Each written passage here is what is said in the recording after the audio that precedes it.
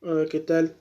En este video mostraremos y definiremos los conceptos que rigen al tema de la mecánica de los materiales.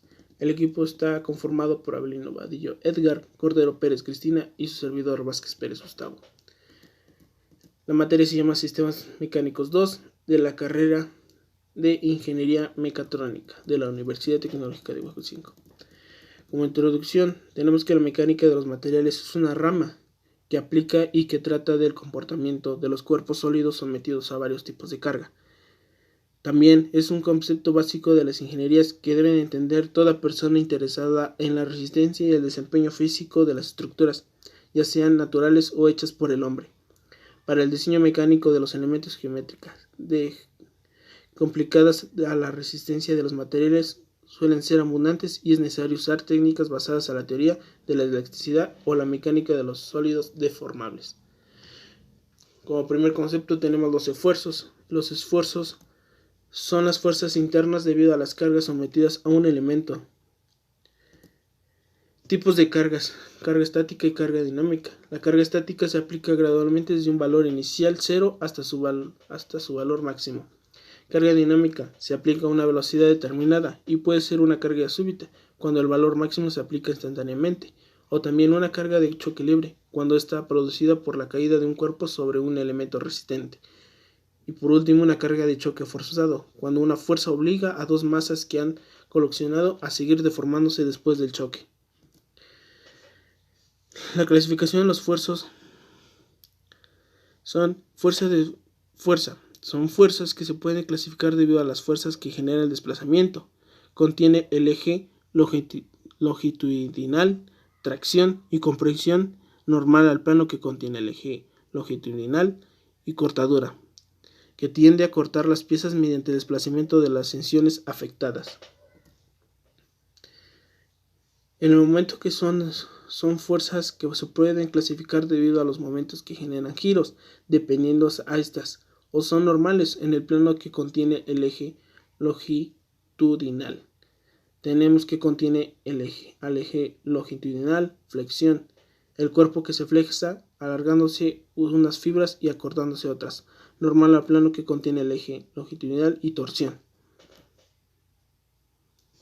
Otros esfuerzos compuestos es cuando una pieza se encuentra sometida simultáneamente a varios esfuerzos simples.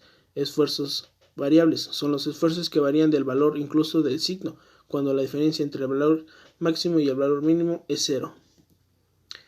Ahí podemos encontrar un diagrama de los tipos de esfuerzos. La deformación mecánica. La deformación unitaria se dé en NE como el cambio de dimensión por una unidad de longitud. El esfuerzo suele expresar en pascales. El esfuerzo es la causa de la deformación, es el efecto. En muchas aplicaciones sujetas a cargas dinámicas intervienen esfuerzos de tensión o de compresión, y los esfuerzos cortantes se encuentran en el procesamiento de materiales en técnicas como extrusión, polímeros. También los encontraremos en las aplicaciones estructurales. La pendiente de la greca de la deformación contra un esfuerzo elástico es lo que se conoce como módulo de Young o de elasticidad, y existe también una deformación elástica.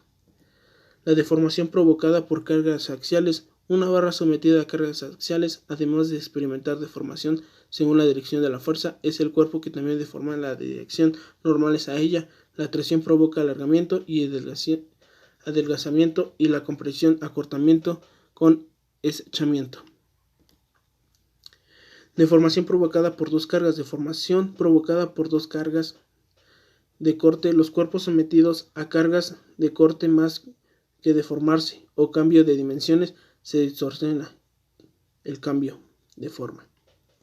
Deformación provocada por cargas de torsión. Las barras sometidas a cargas de torsión no presentan deformaciones longitudinales, sino rotaciones o deformaciones angulares. Las secciones transversales giran un respecto a otra. Momentos de flector. Se denomina deflector o también flexor, o momento de flexión, o un momento de fuerza resultante de una distribución de tensiones sobre secciones transversales de una prisma mecánico flexionado a una placa que es perpendicular al eje longitudinal a lo largo de lo que se produce la flexión. es una solución típica en vigas y pilares y también en losas, ya que todas estas elementos suelen deformarse predominantemente por flexiones. El momento del flector pueden aparecer cuando se supone que estos elementos la acción del momento torque. Los signos que determinan los momentos flectores en vigas como positivos o negativos dependen del efecto que dicho momento produce. Cuando el efecto produce tensiones de fibras inferiores de la viga y tensiones y se habla al momento de positivo, y mientras que si el momento produce tensiones de la fibra superior de la viga, se hablará que se produjo un momento negativo. Momento flexionante. Son los que se hacen que la viga asuma su figura característica, curvada o flexionada, desarrollada por la aplicación de cargas perpendiculares a la viga. Es lo que se genera al aplicar un par de fuerzas sobre algún elemento, ya sea viga o losa, y produce una flexión en el mismo elemento, pudiendo ser esta flexión negativa o positiva. Es decir, toma una regla de plástico entre tus manos por las orillas y aplica un peso en el centro. La deformación que se genera es el resultado del momento flexionante. Deflexión en vigas. Es el grado en el que un elemento estructural se desplaza bajo la aplicación de una fuerza o carga. La deflexión se determina aplicando las leyes que relacionan las fuerzas y los desplazamientos. Para ello se utilizan dos métodos de cálculo, los geométricos y los de energía. Aunque en vigas y marcos las deformaciones se presentan principalmente por flexión, las deformaciones por esfuerzos axiales en columnas de marcos y las deformaciones por cortante, sobre todo en elementos altos o profundos, no dejan de ser importantes. Método de elementos finitos. Es un método numérico para la resolución de ecuaciones diferenciales, utilizado en diversos problemas de ingeniería y física. El método se basa en dividir el cuerpo, estructura o dominio medio continuo sobre el que están definidas ciertas ecuaciones integrales que caracterizan el comportamiento físico del problema en una serie de subdominios no insertantes entre sí denominados elementos finitos. El conjunto de elementos finitos forma una partición del dominio llamada discretanciación. Dentro de cada elemento se distingue una serie de puntos representativos llamados nodos.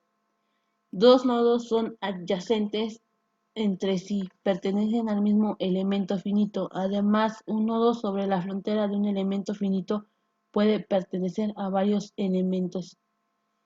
El conjunto de nodos considerado sus relaciones de adyacencia se conoce como malla. Método de la matriz de rigidez. Es un método de cálculo que se aplica a estructuras hiperestáticas de barras que se comportan de forma elástica y lineal. Este método está diseñado para realizar análisis computarizado de cualquier estructura, incluyendo a estructuras estáticas indeterminadas. El método matricial se basa en estimar los componentes de las relaciones de rigidez para resolver las fuerzas de desplazamiento mediante un ordenador. El método de rigidez directa es la implementación más común del método de los elementos finitos. Las propiedades de rigidez del material son compiladas en una única ecuación matricial que gobierna el comportamiento interno de la estructura idealizada.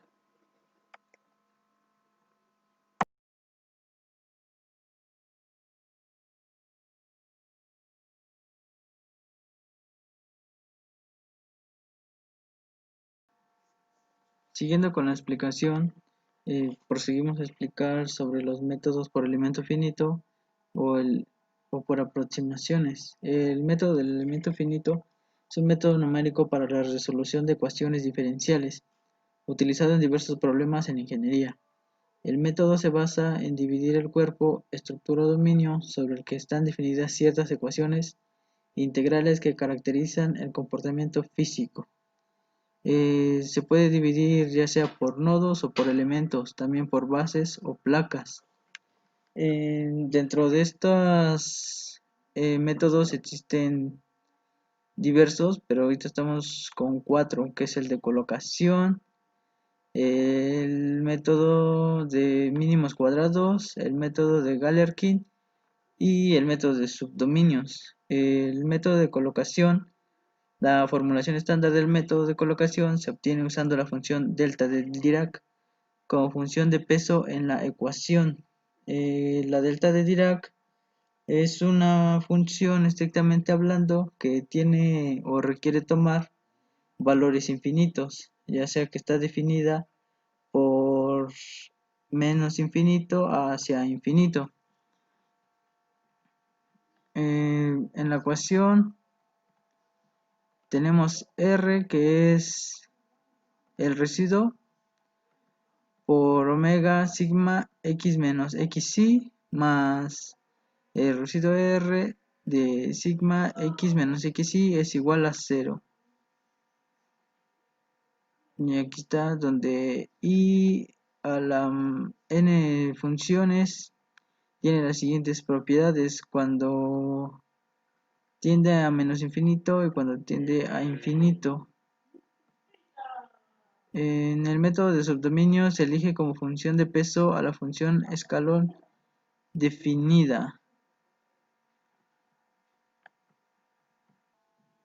En este método se impone que el residuo sea nulo en n subregiones, W del dominio y G1 de la parte del contorno donde se hayan impuesto condiciones naturales del borde.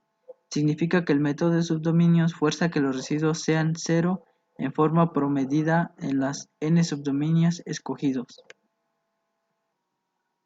En el método de mínimos cuadrados, su expresión general se basa en la ecuación de una recta. Y es igual a mx más b, donde m es la pendiente y b el punto de corte. Se define de la siguiente función, donde es integrar los residuos respecto a omega y después integrarlos parcialmente, así obteniendo un conjunto de el residuo de omega sobre el residuo de error, igualándolos a 0.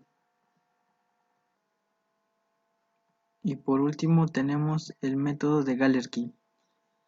El método de Galerkin toma las funciones de prueba utilizadas para la aproximación del campo de funciones como funciones de peso. Se hace referencia a los dos aspectos más importantes que caracterizan el método de elementos finitos. Aparecen en la solución aproximada, van a coincidir con los valores de las incógnitas en los nodos resultantes de la discretización espacial del dominio de cálculo. Es decir, la solución se aproxima en cada punto del dominio mediante una interpolación de los valores de la solución en los nodos UJ. Con ello resulta más fácil entender el método de elementos finitos. Como conclusión, podemos entender que todos estos tipos de métodos, lo que hacen su intención de ellos es llegar al resultado de una forma más precisa, utilizando o resolviendo ecuaciones diferenciales, pero de una manera más corta, facilitando el procedimiento, ya que si lo hacemos como se acostumbraba antes, los resultados serían muchos y el procedimiento sería muy prolongado.